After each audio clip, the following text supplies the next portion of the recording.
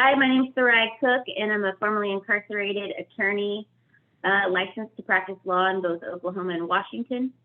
I was incarcerated in the state of Oregon in 2003 and released in 2004 after many arrests leading back to 1991 when I was still a juvenile. A series of events led me to the realization that I could do more with my life than continue cycling in and out of the incarceration system. I'm impacted by early childhood trauma, and I believe most incarcerated people are also affected by early childhood trauma. And that early childhood trauma is at the core of why people get entangled in the criminal justice system. Due to my experiences with the criminal justice system, I have founded and lead the National Trauma Awareness Initiative. We raise awareness of the high levels of trauma present in people experiencing homelessness, poverty, and incarceration through making videos like these and writing and speaking on these topics. We believe by implementing and utilizing trauma-informed practices within public entities like government bodies, the criminal justice system, and nonprofit organizations that work with people that are incarcerated and formerly incarcerated, that we can systemically accommodate people with unaddressed trauma and mental health disabilities. So the topic of our video today is going to be trauma in the criminal justice system and how trauma is the gateway to incarceration. We will be interviewing real people with real lived experience in the criminal justice system and their stories. So today we are speaking with Bishop Ivey Gaines, and I will go ahead and let him introduce himself, and then after he introduces himself, we'll talk about our shared understanding of what trauma is, and then dive in and talk a little bit more about how that leads to incarceration. Thank you, Sarah. Good morning, and thank you for having me. My name is Bishop Ivey Gaines, and I am officially 156 days free from a 182-year incarceration sentence. I spent 18 and a half of those years in federal custody and spent the majority of that time in the law library and creating programs in an effort to free myself from incarceration, understanding, of course, that 182 years for a first-time offender was considerable, for lack of a better term, or phrase. And so my hope presently is that my life and my work will aid others. Presently, I'm working with 6 other individuals who are still incarcerated under the same sentence structure that I was sentenced in and under. And my heart and my passion and soul is to do all I can for all those who can't do those things for themselves. So thank you for having me. Do you mind moving the phone as close as possible with it, but so you're comfortable? Just I want to make sure everybody can hear what you're saying. Okay. Thank you. Okay, so before we get started, I'm going to talk about our shared understanding of what trauma is. So we're going to speak from this understanding. So individual trauma results from an event, series of events, or set of circumstances that is experienced by an individual as physical or emotionally harmful or life-threatening, and that has lasting adverse effects on the individual's functioning, mental, physical, social, emotional, and spiritual well-being. I'm going to talk a little bit more about what that looks like, how it manifests, I guess. Hold on a sec. Pull this up. Open.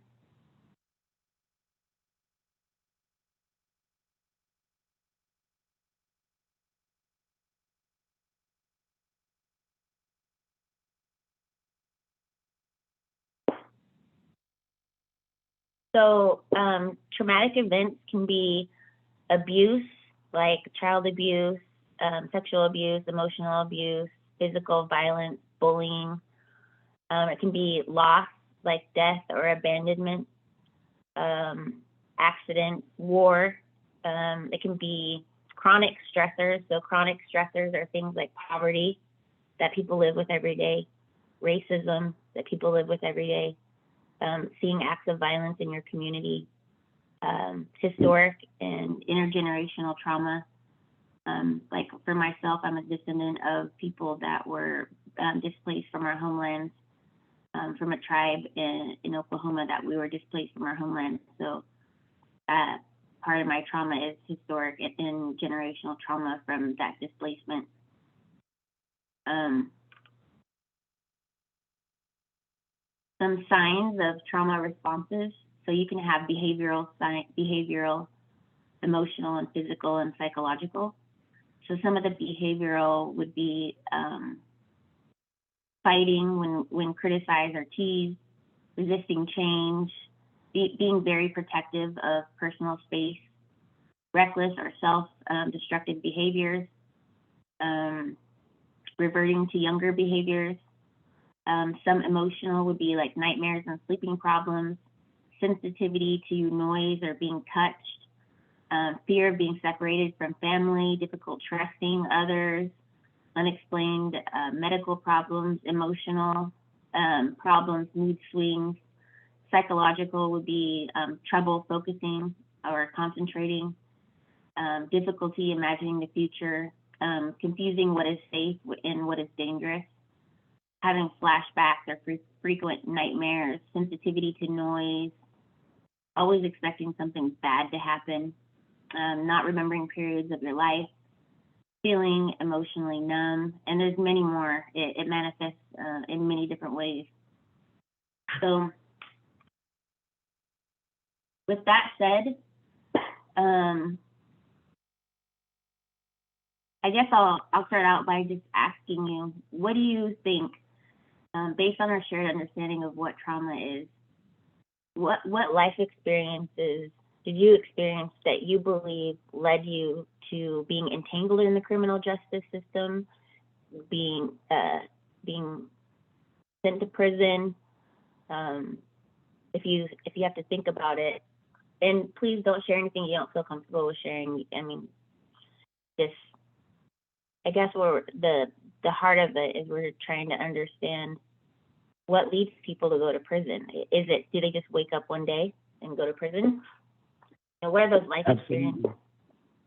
Absolutely. I'll start with agreeing with you on your definition of trauma. I agree with all of those points. In fact, many would support the fact that we, as sentients, go through a series of adjustments from 0 to 5, from 5 to just before double digits, and in that small window of that double digit period where they call them the informative years.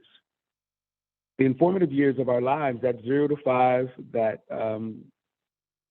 just before double digits, those periods of development are site-specific and key to our present-day character and our expression. They represent the totality of all the things that we've been through or that we've experienced, good, bad, or indifferent, whether we've come to understand them, whether we've come to reconcile them, whether we've come to recognize them for what they are. All of that aside, all of those things collectively make us what we are presently. So I definitely support your definition of trauma. As it relates to what led me, there's one defining moment, is what they're called. And the defining moments, in my understanding, they're like forks in the road where we encounter trauma, as we call it, or circumstances, traumatic circumstances on the path of life. And in those moments, we're unable to, or we're not prepared to, or we're unequipped, or we don't have the tools to manage the trauma in a healthy way. And so we inadvertently drag that baggage, those burdens, those unreconciled experiences throughout our chronological years as we get older. One such occasion, after 18 and a half years in prison of sitting in a 10 by 20, thinking about how it is that I found myself under the weight of 182 years sentence at 38 years old, first-time offender. How in the world did this happen to me? The contemplation of suicide, the all but attempt to do so was heavy without broadening the definition. And I needed to figure out what it was that brought all of that to bear. I was desperate at the time. In fact, I think my life depended on it. I was desperate to find out how it is and what it was that brought me all the way to that place.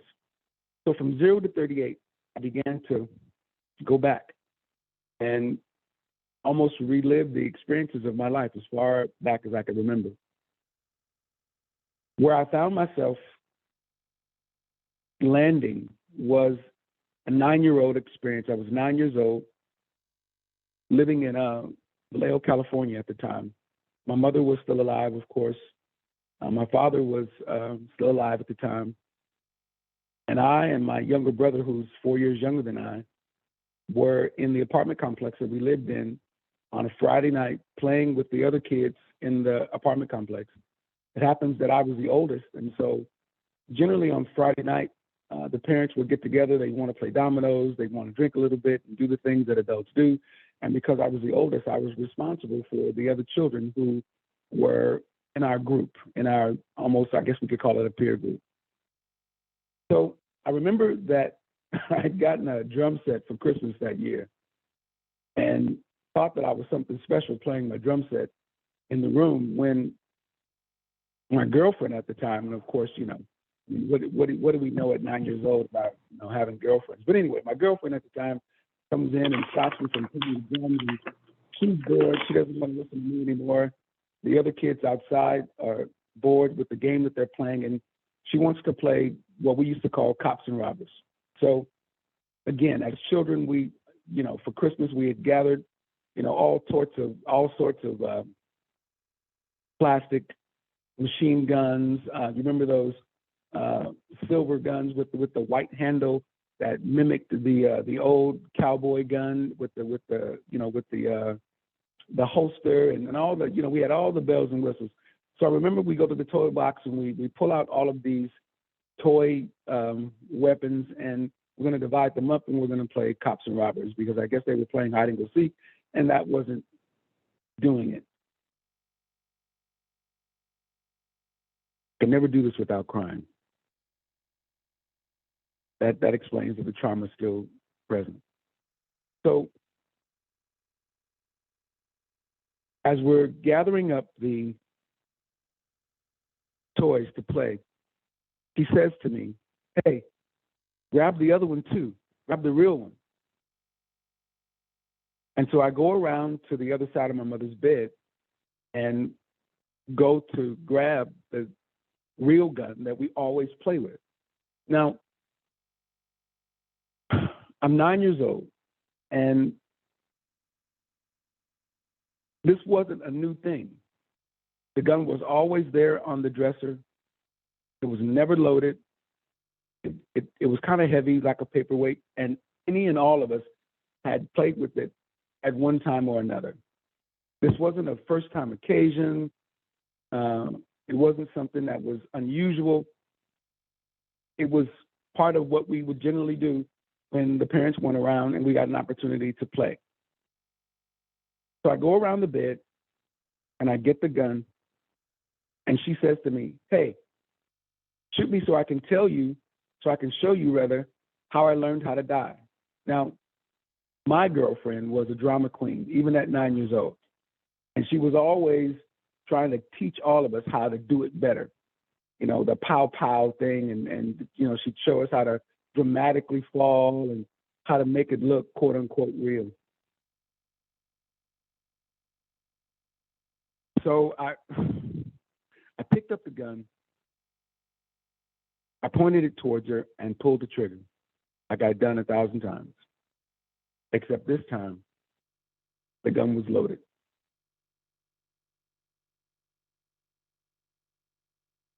When the gun goes off, it scares me so bad that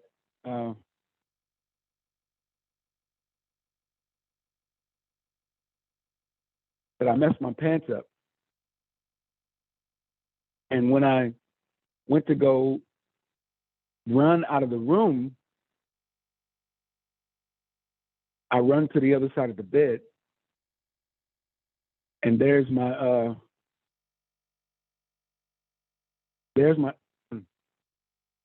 girlfriend on the ground, bleeding more than I'd ever seen. I remember my brother comes in and screams, and I tell him to run and go get mom. Her sister and brother run in, scream, they run out. And minutes later, the adults show up, and it's crazy. It's absolute pandemonium at this point. Her mom comes in screaming, and I don't know. I kind of lost track of time after that. What I remember is the adults began to think about adult things. Now I'm 9, and at the time I don't recognize what it is that they're doing, but no one calls the police right away. I didn't recognize that then. Afterwards I see it now. The adults were concerned about a lot of things that, I wouldn't have been concerned about. 1, child protection. 2, the police and all the other things that are associated with adult concerns that a 9-year-old, doesn't necessarily have to concern themselves about. So at that point, the adults go to create a narrative. My mother pulls me away from her, takes me into the bathroom, makes me take a bath, changes my clothes, and begins to tell me what I'm going to say when the police show up.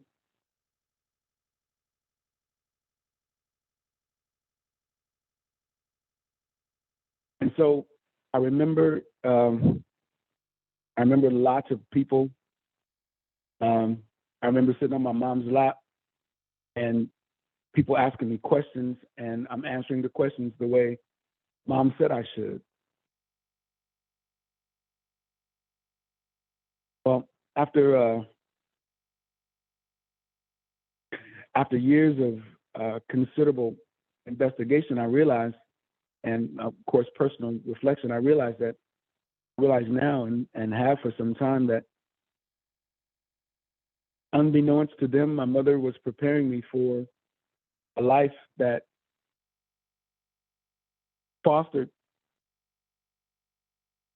creating my own narrative when things went bad. My mom inadvertently demonstrated in that event and multiples after that lying, that reinventing the truth or only conveying a particular version of it was acceptable. And again, at 9, we don't know that. We don't recognize what's taking place. We don't even recognize really the influence that we have on those around us or the children as they watch us, as we demonstrate to them, as we pattern what's right, what's wrong, what's good, what's bad, what's indifferent. We don't really see it, but that's what was taking place nonetheless. And so from 9 years old to 10 and 11, I began to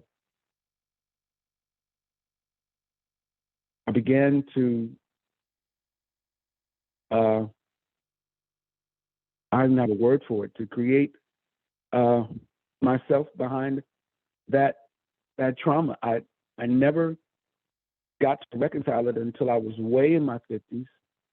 And for all of the years from 9 years old up to the 38 mark was riddled with one event after the other that had everything to do with my never realizing that the only thing I ever had to do was to simply tell my own truth and everything else be damned, that I was entitled to tell the truth, that I almost had a responsibility to myself to tell the truth, that it was healing to tell the truth, that it was it was healthy, right? That in doing it there was liberty, that there was a freedom in telling your truth and sharing your story. That no one ever told me that. I lived for 38 years not knowing what it was or how it felt to be free in the truth, whether it hurt, whether it was bad, whether it was good. Just the fact that it was the truth was enough. And so all of those years leading up to prison was based on that event and multiple others that were likened to it, but that was the central first measurable trauma that I recall that led to everything else that took place over the years.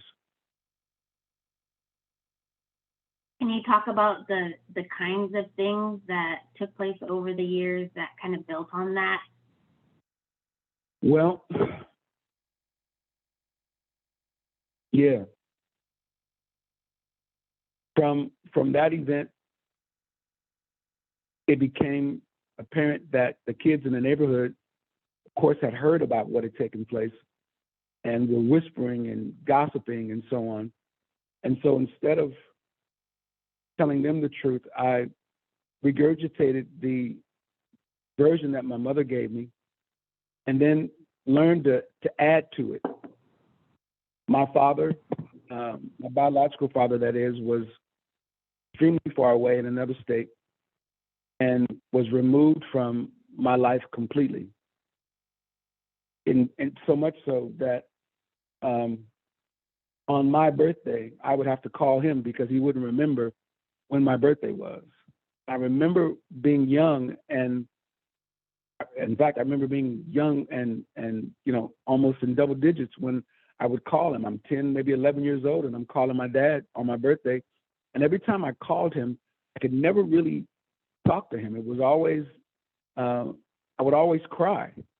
I was like, I was so overwhelmed by talking to him, so overwhelmed that I had him on the phone that all I could do was just cry. And he would talk, and he would promise me things that he was going to do, that he was going to send.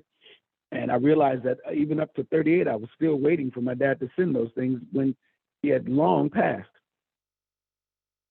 So that led to my third grade and fourth grade and fifth grade. I remember Derek Dillon, one of my friends, told me that some time ago, he said, "Hey man, do you remember when we were younger, you told me that your dad was an explorer and that he had explored some volcanoes?" And I said, "I did?" He said, "Yeah, remember? We were in Miss Mack's class."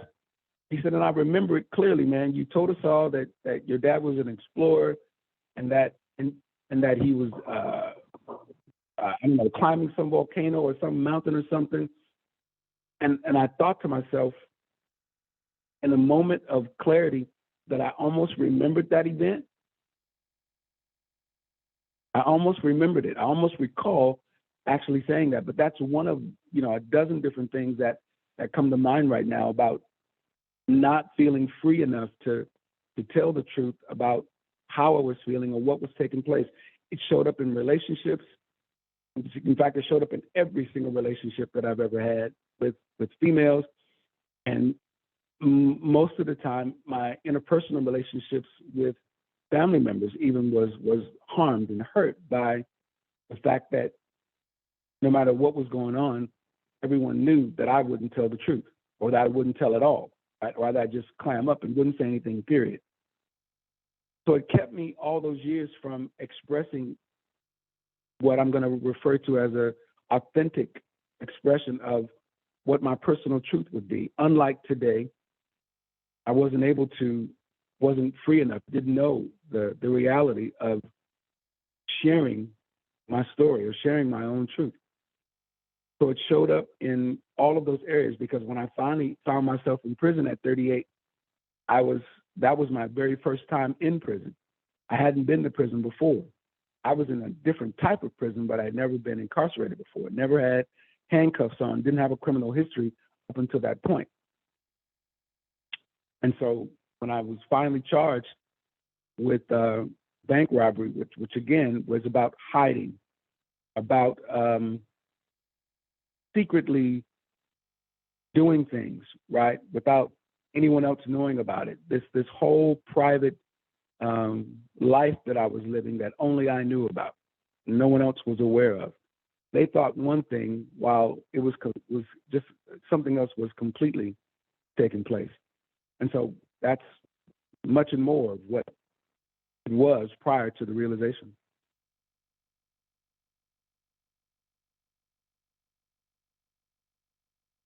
Just let me say, I can completely relate to that, what you just said, because I too have felt that.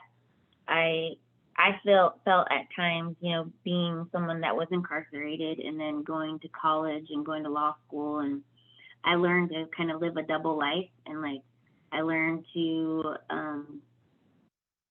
just never tell my truth, and to be one way. Okay, I'm in professional environment, I'm in this educational environment. This is how I have to act. This is how I have to be, and make sure that no one knows about like all this history that I have. So yeah, I can really relate to that. Yeah. Can you think of? Do you know why you're separated from your father, or what kind of led to that and him moving away? Yeah, my mother was going through her own trauma. In fact, I remember many years ago, one of my aunts told me a story that explained all of the things that I had questioned about my mom and what she had experienced when she was younger that led her down the path that she found herself on.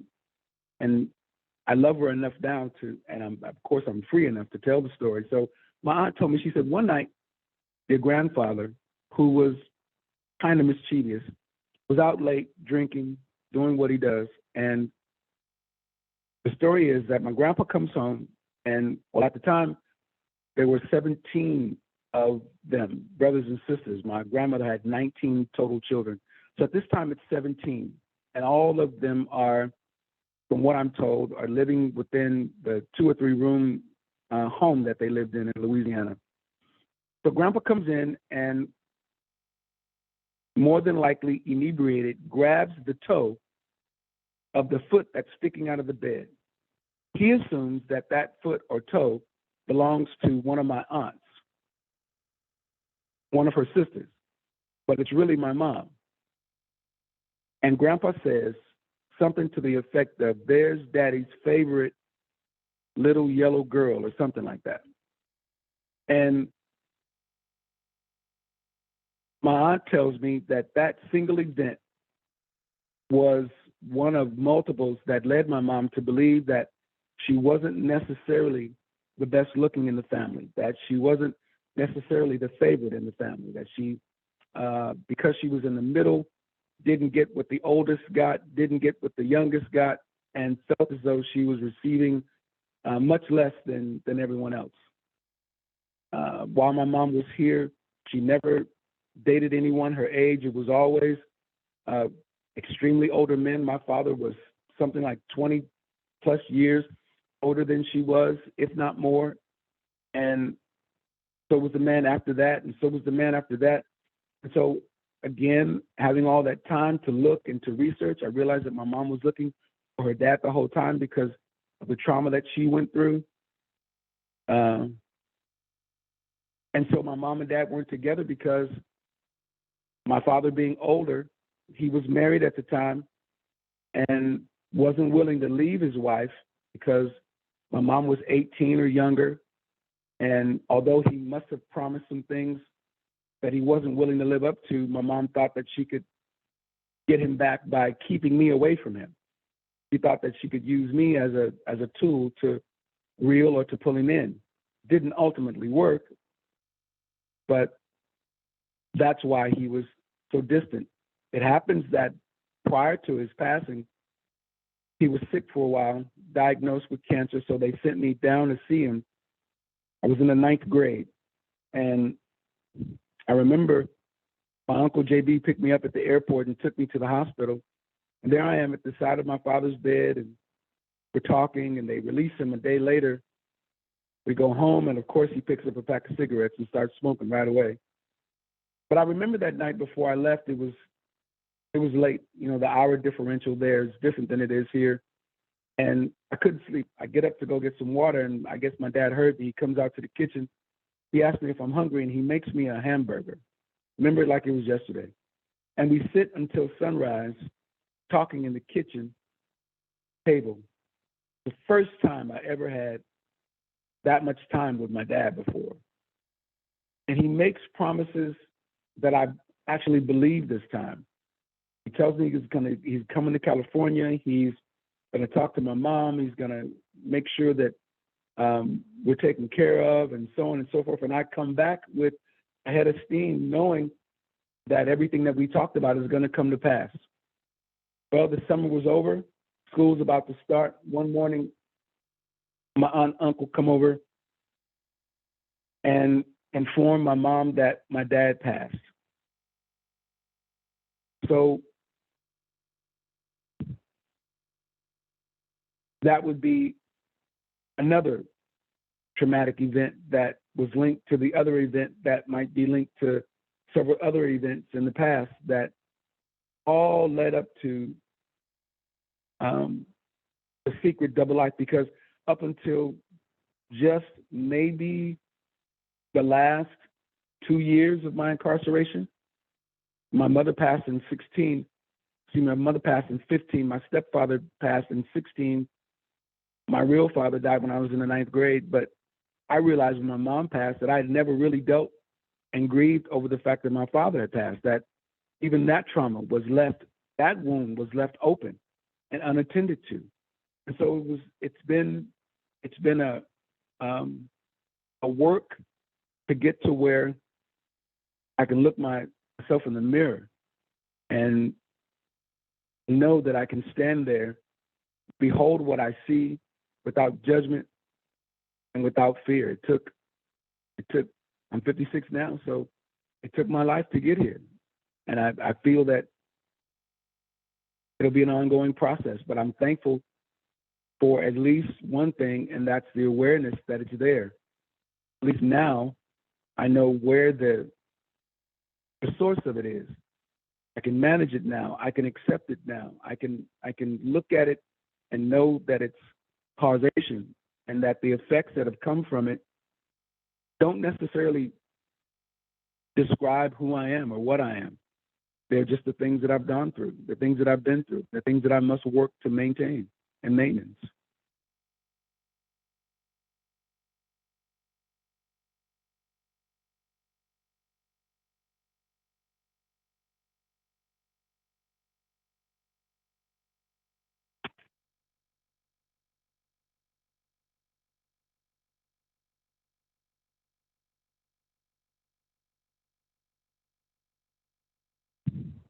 Okay, so going back, how young do you remember? I remember till I think I start having memories around 3 years old.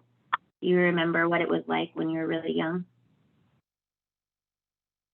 I think I can go as far back as maybe 7 or 8. I remember being in Louisiana with my grandmother. I remember playing under her bushes. I remember there were chickens in the yard. Because I left Louisiana somewhere between my 6th and 7th year of life. So I remember spending a lot of time at my grandma's house. I remember when my mom wasn't there when I was spending that time, but I remember the time at my grandma's house in Louisiana vividly. So that's about as far back as I can go to my maybe 6th or 7th year. Do you know how long your mom was gone? Yeah, my Aunt Betty says that she was gone in and out for the first 8 years of my life, practically. Do you know what she was doing? Well, yeah, the story is that she was a domestic engineer, that she worked for a family that required her to do some live-in maid service, and she was actually raising other children while hers was being raised by her sisters. I'm told that it was a necessary evil, but I don't know who it benefited. But hopefully it benefited the others, because all I know is that I would wake up from time to time and there would be I know she had been there because she would bring me peanut brittle. Do you remember the round ones? And that kind of the what is it? The candy with the nuts in between. There would be peanut brittle on my pillow when I wake up in the morning, or on the dresser when I wake up in the morning. That's how I know she's been there. Do you feel that you were experiencing poverty as a child? There are pictures of the jacket that I was wearing when I went to the fair. I'm holding a candied apple at the front door, and the sleeves are up to my forearms. I remember the majority of my time was spent with my aunts and or their families. And I remember that I would always inherit the clothes of some of the other children that were in the family. When I was younger, I don't recall a single occasion where there was something new that was bought specifically for me. So yes, there was definitely an impoverished state on multiple levels while I was younger. Yeah, for sure. When you went to school, let's say after your traumatic experience, do you feel like it affected your learning in any way? Absolutely. In fact, I didn't get to where I was able to read out loud with confidence, or get to where I felt that my reading skills and my comprehension of what I read was sharp and instant until prison. That time away studying and reading by necessity is what brought me into the almost intellectual state that I'm in right now. Prior to that, I wasn't a writer. Prior to that, I wasn't an avid reader. Prior to that, I didn't have and was not interested in anything mathematical, nothing clinical. The law was might as well have been Japanese or Chinese to me. And all of these deficiencies that I was carrying around, no one knew about it.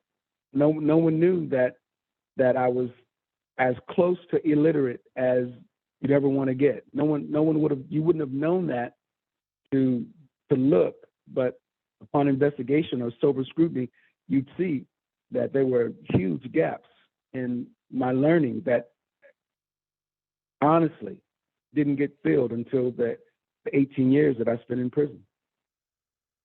So yes, it affected it a great deal, because my transcripts would say that he shows potential, but he won't apply himself. They would show that he'd show up for class one day and then miss school for a month. So yeah, it definitely affected my ability to sit still and to share and to learn, to be vulnerable in the classroom, to ask for help when it was necessary, to simply say, hey, I don't understand this, or hey, can you help me with this? Or no, those central truths that we're absolutely entitled to, absolutely not. So yes, it affected it a great deal, more than I would have said prior to being in prison and realizing I've got to do something about this situation. I can't afford to hide anymore. So here's the question: what is your normal trauma response that you go to? For me, I'll just start. For me, it's I have a lot of defensiveness. I freeze a lot, so I freeze when things that are happening that I feel like are re-traumatizing to me. I freeze in the moment, and then I ruminate about. I think about what had happened over and over and over and over and over again, and I try to dissect it, and then I try to figure out a different understanding of it that's not so painful.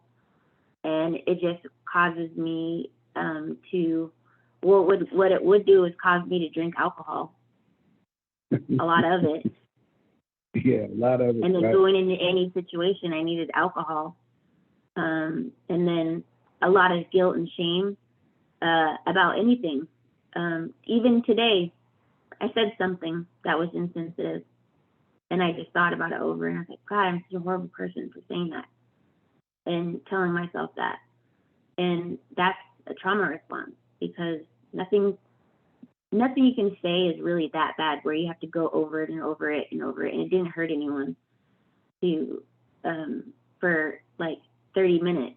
And it's kind of like, and it makes me feel bad. I feel it right here. So those are my trauma responses. So I guess kind of like looking back and looking through the thread of how you would deal with the pain, the responses in your body that come up, how you would deal with those. We've been talking about that quite a bit here of late. And in my group mentoring, just in the last 48 hours, I've asked that question at least a dozen times to the men and women that I'm privileged to share life with. And as it happens that more often than not, many of us, myself included, have that absolute zero silence response to circumstance. If things get overwhelming or the circumstance is too much in the moment, I'm learning how to use the trauma response in a positive way, because my instant response is absolute silence and quiet, because if not, I'm going to say something that I'm going to regret. That's my thing, my superhero that I created inside to protect my 9-year-old. His superpowers are going to respond, and it's going to burn whoever or whatever the thing is up. So I've learned to take what I was taught to be my 30 seconds. And so instead of utilizing that knee-jerk response, that reactionary response from trauma, I've learned to be proactive and take the 30 seconds, breathe, and really decide what it is that I want to say. Everyone that's in my interpersonal relationship now knows that I tell them all the time, you guys will just have to forgive me because I'm just slow. I'm going to do things slower than most people. I'm not going to be the fast one. I'm not going to be the first one. My personal pace now has to be medium to slow pace so that I can keep up with my own thought process. I can't adopt someone else's. I've tried it. It simply doesn't work. It frustrates everyone, me and the circumstance.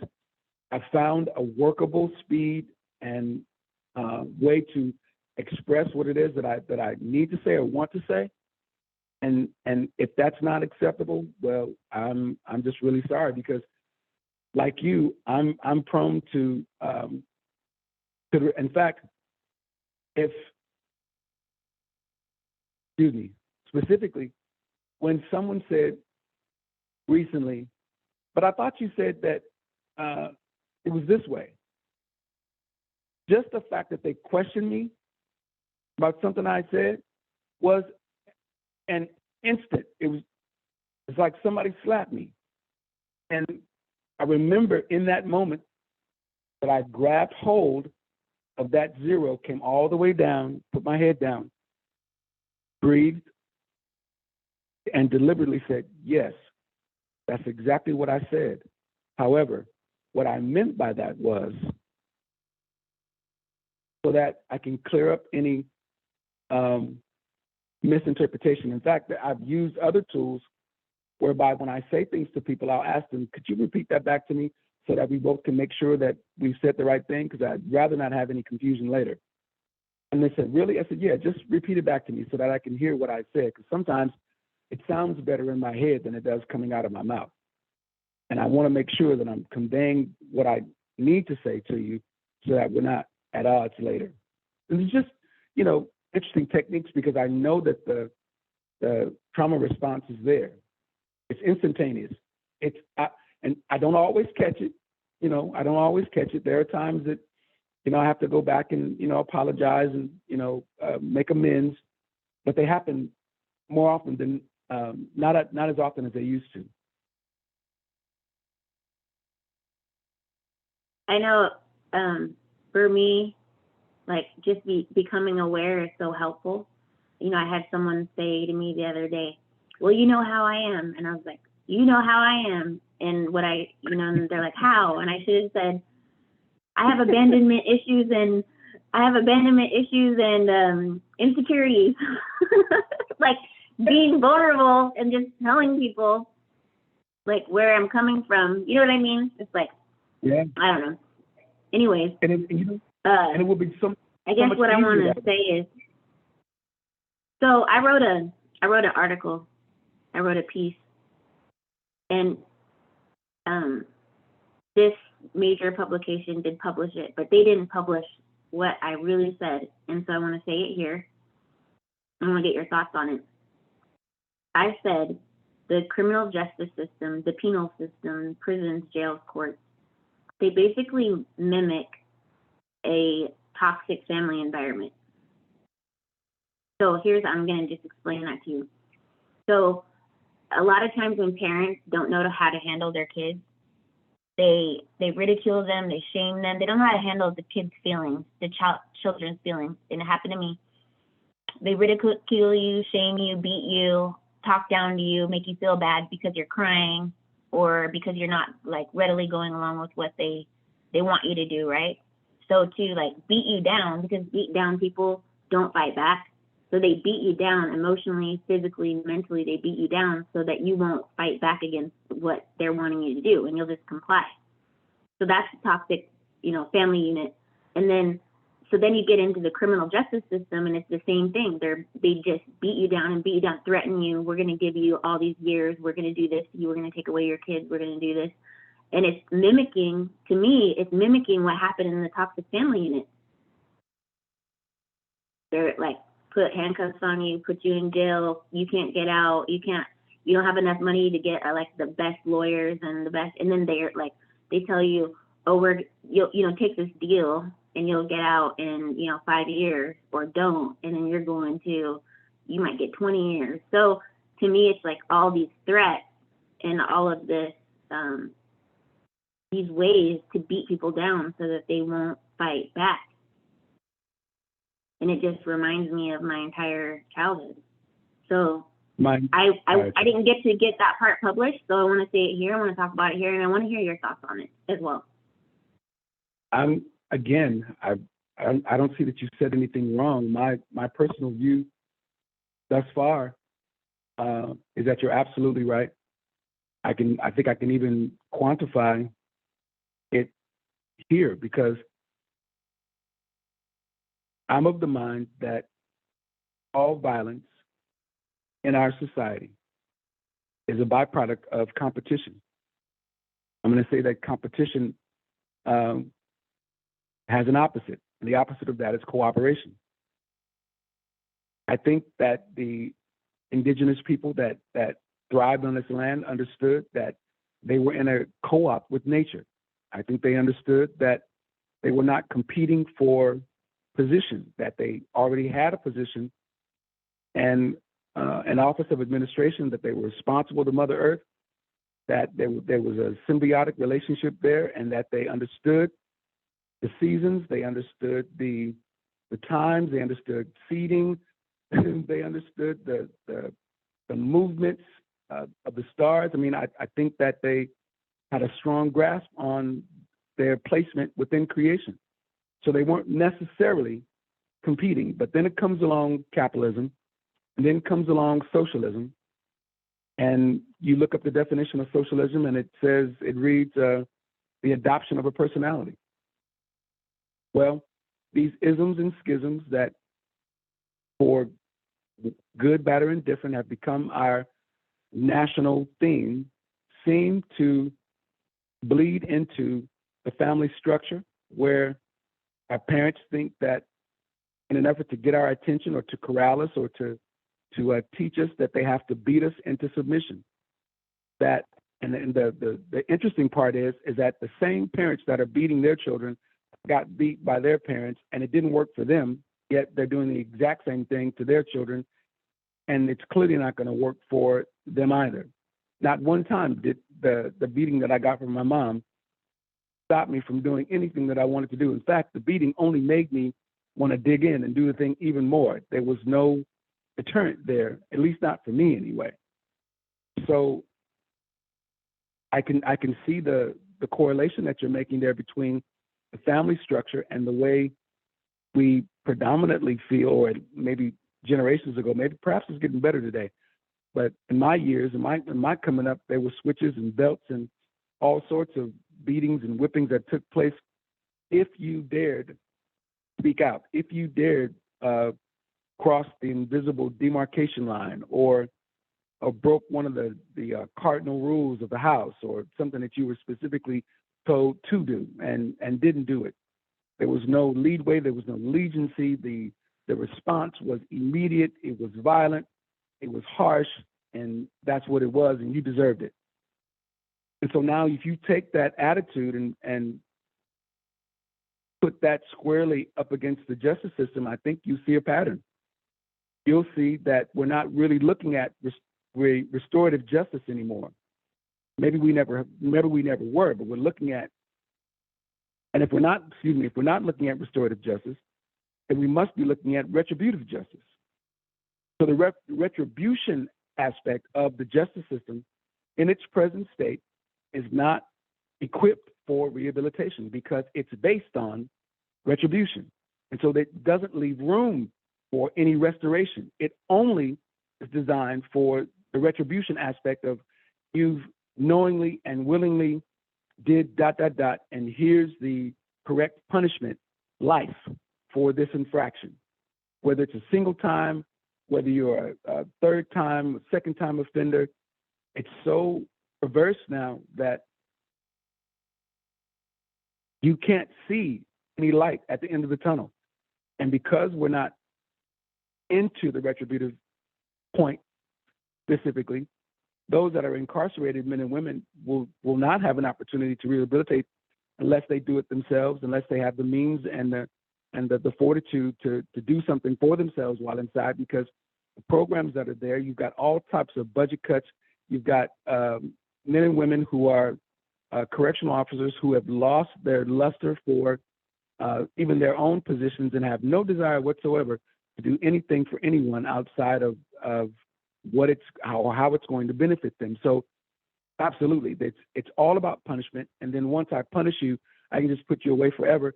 And then if you do have the opportunity or the chance to get out, well, guess what? You're unprepared for that. And then now we're looking at recidivism. So no, I agree with you 100%. It's a system that is in desperate need of overhaul. I believe personally that those who penned the First Step Act in 2018, that was based on the Second Chance Act, that was penned in 2011, that was based on the Fair Sentencing Act from 2007. I believe that those individuals have a vision, and they realize that we can't just simply keep incarcerating men and women and not give them what they need in order to rehabilitate themselves. If you were ever to look at the bill from 2018, there are multiple provisions for nonprofit participation in the prisons, to bring in programming, to bring in outside resources, to do all the things that those inside need in order to rehabilitate themselves. You've just got to get the word out to everyone so that they know there's grants available through the government, through the bill. Congress has made clear intent on what they feel is necessary. And so I think the rest of it, the balance is up to those of us who are free, who are at liberty, to do what we can, like yourself, to ensure that those who are going through trauma or those who are in need inside get what they need. I have a question for you. Would you say it's true that, based on your experience inside prison, your 18 years, that people in prison are some of the most traumatized people with the most amount of trauma responses that you've seen in your life? Well, I would say that specifically because I wasn't exposed to the knowledge of the trauma prior to prison. Being in prison and looking for an escape route, looking for any way to get myself out of there, I ended up creating programs, de-escalation programs that dealt with problem solving, that dealt with critical thinking, that dealt with victim impact, that dealt with mentoring and other things. And it wasn't until I began to read clinical studies that I realized that not only are 7.5 billion of us walking this planet, dragging our traumas from one event to the next, but that those who are incarcerated, and especially those who have been incarcerated repeatedly, are in a kind of a down the drain kind of motion where they're not gaining any upward altitude, but they're in a downward spiral and don't realize it. The drain is right there. And I know that it feels like movement, it feels like progress, but it really isn't, because kind of like the coyote and the road runner, you know, that's not flight, that's free fall. And just any minute now, the ground's gonna meet you. So I would say that the men that I've encountered over the 6 compounds that I was fortunate enough to visit, literally thousands of men that I've left behind, that I've known, that I've loved, are some of the most traumatized individuals, primarily because of the incarceration. Because they've been incarcerated for so long and for so often, and unaware of the cycle of recidivism and how it's affected them, the fact that they're unaware that it's happening to them and that they're conditioned, the way that they think, the way that they talk, the way that they dress, the way that they process information, they don't even recognize until it's shown to them that there's a deficiency there. So I would say, yes, there's some of the most damaged and broken individuals because, unbeknownst to themselves, they drag this, what Dr. Gray called the 90-10 rule. He penned that, I believe, in his book, Women Are From Venus, Men Are From Mars. And he simply said that we come to a circumstance dragging 90% of our trauma or baggage or unfinished or unreconciled past to that event. Now, the event itself is probably only a 10% issue, but when we get there and add our 90% to it, it becomes a 100% issue in an instant, because we're dragging or bringing that unreconciled trauma and baggage to that event. And so for us, it's 100%. For the other person or persons, it's not that serious at all. We make it that way because we're dragging that to it. And more often than not, I've watched men almost kill each other over something that was so simple to solve, that was so unrealistically simple to simply address and move on from. And I realized that there was something wrong with it they were interpreting. And then when I went to go study and read, being in the challenge program and inside twice and being under 2 clinical doctors helped me understand how it is and what it is was taking place in those moments. So yes, I would agree. I would say that there's some of the most because of the unawareness of the trauma. At least those who are at liberty have the ability to Google today or to find the answers to their questions. Inside, not possible. Just not possible. So I'm going to wrap this up, and I'm going to wrap it up with a question.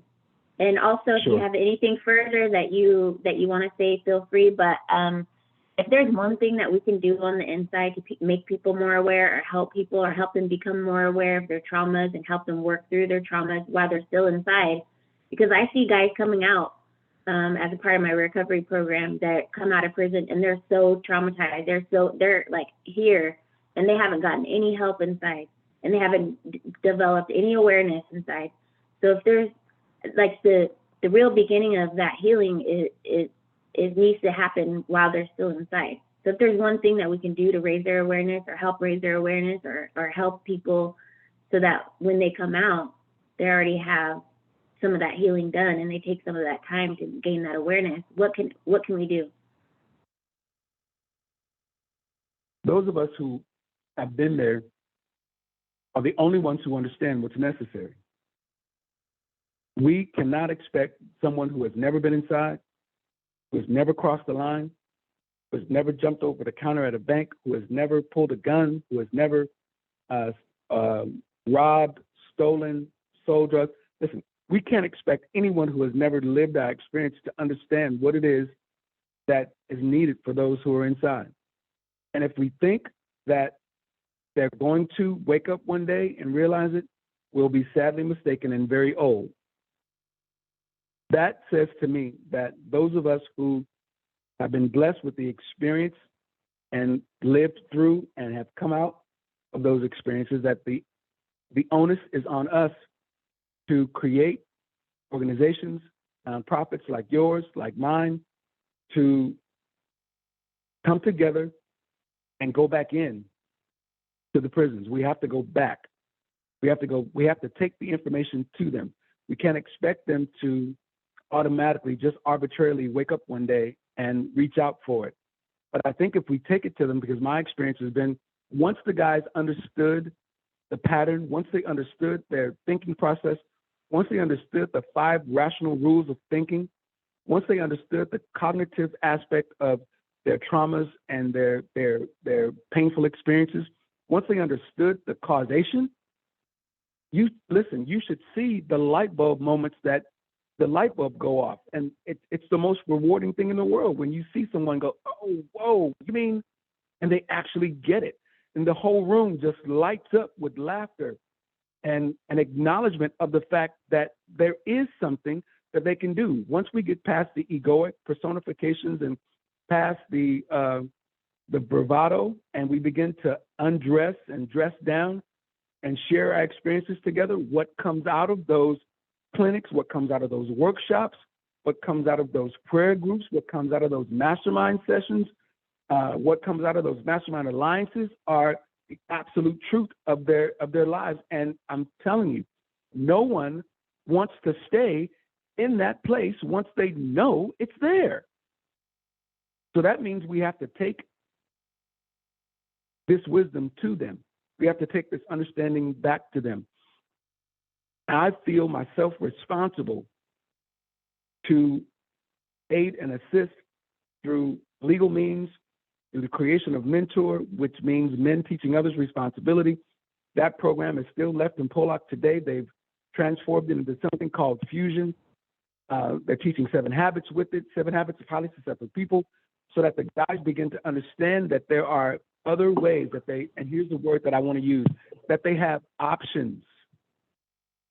Imagine being in prison and not realizing that you have options. Once we show them that there is a better way, that there are other additional means, that they're not alone, that we will stand shoulder to shoulder, that there are resources, that they can prepare, that they can learn, that they can recover, that they can heal.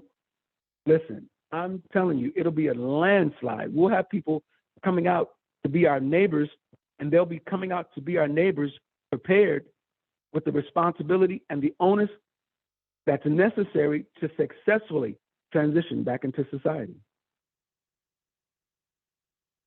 Thank you. Thank you so much for all your wise words and speaking with me today. And I think that we should talk more and, about these topics and come back on here and talk more. And I just appreciate you and your openness. And so if you don't mind, maybe do you want people to know how to get a hold of you, or I can just put it in the... Absolutely. Well, I'm 156 days, if you can believe it or not, 156 days from the 182-year sentence. I think I might have said that before. Coming up on 5 months right now. And at the 5-month period, I am sitting at this moment in my office in Seattle, partnering with a nonprofit organization named Weld Seattle, or Weld Works. We are an employment social enterprise that thrives on connecting with people that are transitioning to put them on a dignified path to employment, to long-term housing, careers. We actually equip everyone with boots, tools, transportation.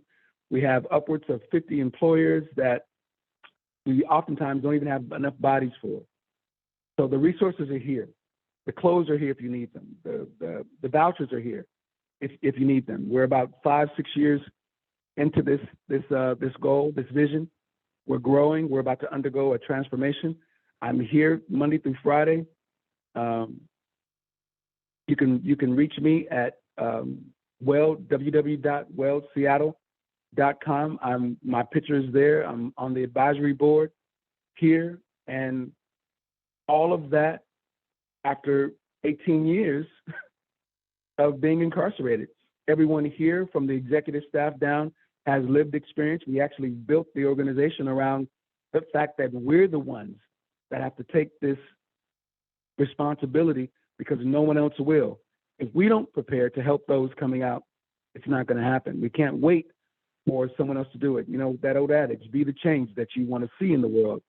Well, I've adopted that and other things to do just that. So here I am. And thank you for having me. All right. Well, okay. Thank you so much, and we'll talk soon. Thank you. Bye-bye.